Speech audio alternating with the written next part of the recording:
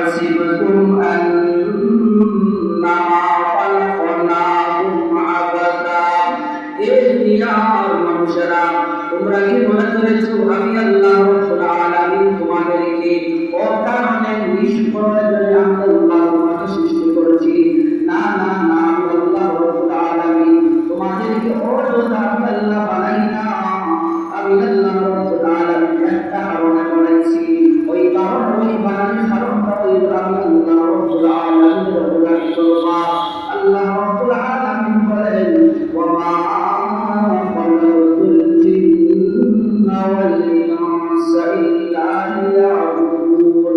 আমি মানুষ এবং জিন ইনসানকে শুধুমাত্র বানাইছি আমি আল্লাহ রাব্বুল আলামিনের গোলামি করার জন্য। এজন্য মুসলমান ভাইরা আমার, আমরা আল্লাহ রাব্বুল আলামিনের গোলামি করতে হইব। যদি আমি আল্লাহ রাব্বুল আলামিনের গোলামি না করি, তাহলে আল্লাহ আমাদের প্রতি ময়দানে রাব্বুল আলামিনের সামনে আমার জবাব দেওয়া লাগবে।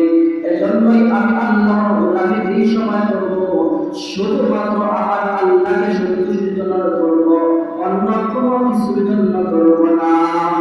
আমি নামাজ পড়ব শুধুমাত্র আমার আল্লাহকে পাওয়ার জন্য।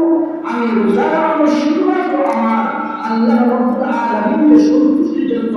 আমি ওয়াজ মাহফিলে যাইব শুধুমাত্র আমার আল্লাহকে পাওয়ার জন্য। আমি নামাজ পড়ব মানুষকে দেখানোর জন্য। ওই নামাজ আমি পড়ব, কিন্তু ওই নামাজ পড়লে ওই নামাজ আমাকে গুনাহের কাছ থেকে বাঁচাইবে না। অথচ আমার আল্লাহ রাব্বুল আলামিন বলেন, বান্দা যখন নামাজ পড়িব তখন তাকে দুনিয়ার সমস্ত গুনাহ থেকে নামাজ তাকে বিরত রাখবো। কিন্তু মুসলমান ভাই, দেখা যায় আমি নামাজ পড়ি, রোজা রাখি, কিন্তু আমি গুনাহ করি, মুসাফাত মারি, আমি নাজায়েজ পথের মধ্যে চলি। এর কারণটা কি?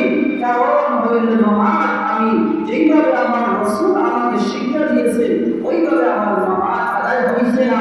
যদি ওইভাবে হইতো তাহলে আমার আল্লাহ রাব্বুল আলামিনের কথা মতো আমার হইতো। কিন্তু আল্লাহ যেভাবে বলেছেন এটা অবশ্যই 100% সঠিক, কিন্তু আমরা সেই নামাজের